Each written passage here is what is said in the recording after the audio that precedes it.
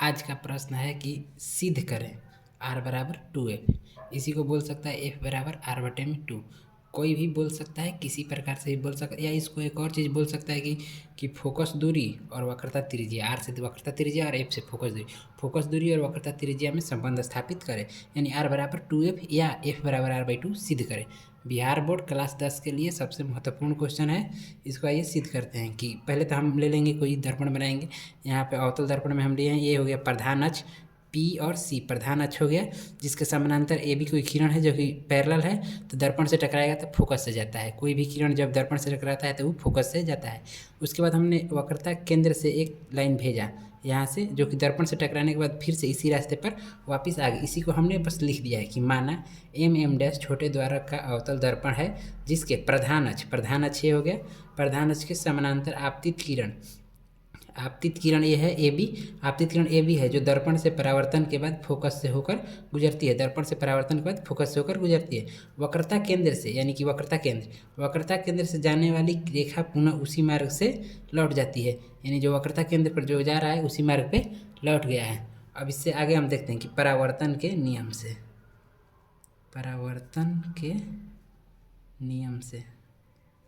परावर्तन का नियम कहता है कि अगर कोई, जैसे देखिए, अगर कोई दर्पण है, यहाँ से आया और टकरा के वापस गया और ये हो गया अभिलंब, तो ये वाला कोण और ये वाला कोण बराबर होगा। वहीं सेम इस दर्पण के लिए ये हो जाएगा। ये कोई दर्पण है, इसके समानांतर जब कोई गया तो यहाँ से आ गया, यानी आपतित किरण और ये वाला परावर्तित किरण, और बीच में जो C से डाला गया है वो क्या काम करेगा, वो अभिलंब का काम कर देगा। ये वाला जो है अभिलंब का, ये वाला एंगल इस एंगल के बराबर होगा। उसी को यहाँ पर लिख दे रहे हैं कि एंगल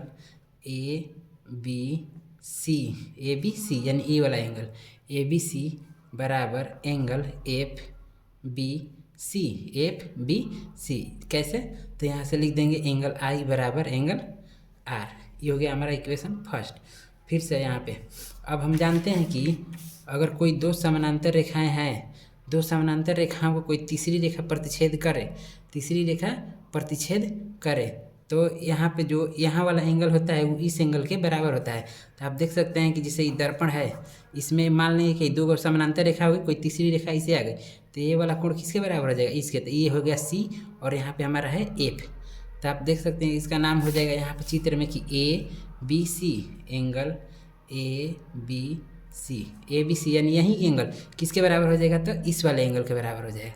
ये एंगल किसके बराबर हो जाएगा, तो इस वाले, क्योंकि यहाँ से देखिए, यहाँ से ऐसे हो गया, ये दो रेखा हो गई, ऐसे दो रेखा हो गया और इस C हो गया, तो यहाँ वाला एंगल किसके बराबर हो जाता है, यहाँ के। यहाँ पे मान लीजिए कि यहाँ पे B है, ये A है, तो ये वाला एंगल किसके बराबर, इसके। क्यों, तो इसका रीजन होता है एकांतर कोण युग्म से। तो इसको लिख देंगे एंगल BCF, एंगल BCF है, क्वेश्चन में लिख देंगे एकांतर कोण लिख देंगे। ये समीकरण 2 हो गया। यहाँ पे समीकरण 1 और 2 से, समीकरण 1 और 2 में देखिएगा कि LHS में भी AB है, इसके LHS में भी AB है, तो RHS वाला अपने आप बराबर होता है। तो FBC बराबर एंगल BCF, FBC यानी ये वाला एंगल, अब BCF यानी ये वाला एंगल, ये हो गया आपका इतना। अब हम जानते हैं कि किसी त्रिभुज में, अगर ये कोई त्रिभुज है, तो अगर इसके दो गो एंगल बराबर है तो इसको सम्मुख भुजाएं बराबर होती हैं। तो इस एंगल के सामने है FBC, इसके सामने है ई वाला साइड यानी CF, ई बराबर हो जाएगा इस वाले एंगल के बराबर BF, B और F। यहाँ पर रीजन लिख देंगे, रीजन हमें लिख देना है कि बराबर कोण के सम्मुख भुजा बराबर होते हैं। ये हो गया हमारा रीजन C। अब यहाँ पर लिखेंगे चूँकि दर्पण का द्वारक काफ़ी छोटा है, द्वारक का मतलब कि इसका मुंह काफ़ी छोटा मान लेंगे, इसको छोटा है, जिस कारण बिंदु P के काफ़ी निकट होगा।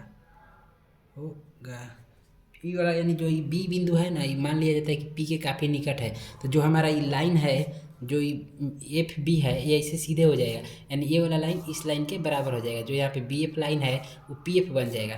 तो यहाँ पे लिख देंगे कि BF बराबर PF। इसको आप समीकरण दे सकते हैं। यहाँ पर 2 हो गया तो इसको दे दीजिए 3 और इस वाले को समीकरण 4 और ये हो जाएगा आपका समीकरण 5। तो समीकरण आगे यहाँ पर लिख देंगे हम कि समीकरण 4 और 5 से समीकरण 4 में हम देख सकते हैं कि बी एफ बराबर सी एफ है और 5 में बी एफ बराबर पी एफ है। तो यहाँ पर लिख देंगे सी एफ बराबर पी एफ। सी और एफ सी एफ यहाँ से लेके यहाँ तक हो गया। सी एफ के लिए हमारा फिजिक्स में इस दूरी को कुछ नहीं बोला जाता है। जिसे यहाँ पर देखिए आप लोग, यहाँ पर अगर सी है तो वक्रता केंद्र और ध्रुव के बीच की दूरी को वक्रता त्रिज्या कहते हैं। तो इसका तो दूरी मिल गया, लेकिन इसके लिए कोई कुछ नहीं होता है, इसके लिए कोई कुछ नहीं होता है। वहीं दर्पण में देख लेंगे फिर से, अगर यहाँ पर फोकस है तो फोकस और ध्रुव के बीच की दूरी को फोकस दूरी बोला जाता है। तो ऐसे भी लिख सकते हैं, लेकिन इसके लिए फोकस और सी के बीच के लिए कुछ नहीं होता है। तो इसको पहले हम चेंज करेंगे। चेंज कैसे करेंगे तो देखिए, इसको सी एफ है, सी एफ एक ऐसे, पहले तो यहाँ पर सी है, यहाँ पर पी है, पी सी एक बड़ी लाइन है और हमें लेना है खाली इतना का हमें काम है। तो बड़ी लाइन में से अगर ये छोटा लाइन को काट देंगे तो सिर्फ इतना ही बचेगा। तो इसलिए यहाँ पे कि P C minus P F, और इधर पी एफ है तो पी एफ छोड़ दे रहे हैं। अब यहाँ पे एक सेकेंड देख लीजिएगा, बस अब हो चुका है। चिन्ह परिपाटी से केवल लिख देना है। यहाँ पे चिन्ह परिपाटी से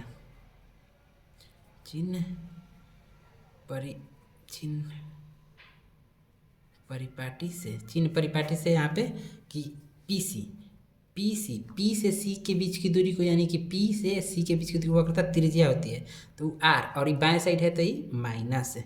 और यहाँ पे पी एफ है, पी से एफ के बीच की दूरी फोकस दूरी कहलाती है, जिसे एफ से लिखा जाता है, और बाएं साइड है तो माइनस। अब यहाँ पे लिख देंगे, यहाँ पे पी सी के स्थान पे इसके यहाँ वाला को जस्ट यहाँ पे लेके चल जाना है। पी सी की जगह पे यहाँ पे लिख देंगे माइनस आर, अब माइनस पहले से है, उसके बाद फिर से माइनस ब्रैकेट में यहाँ पी एफ का मान है माइनस एफ, इधर में बराबर में माइनस एफ, यहाँ से हो गया minus R, minus plus F बराबर माइनस एफ, यहाँ से हो गया माइनस आर बराबर, इधर जाएगा तो माइनस एफ, ये वाला उधर जाएगा तो माइनस एफ, इसलिए यहाँ पर जाएगा माइनस आर बराबर -2f।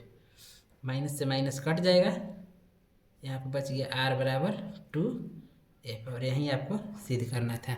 इसको लिख देंगे यहाँ पे प्रूव्ड, सिद्ध हो गया। बस यहीं सिद्ध करना था। ध्यान से देखिएगा, समझ में ना आए तो डिसलाइक जरूर कीजिएगा, और समझ में आए तो समझ ही रहे हैं क्या करना है।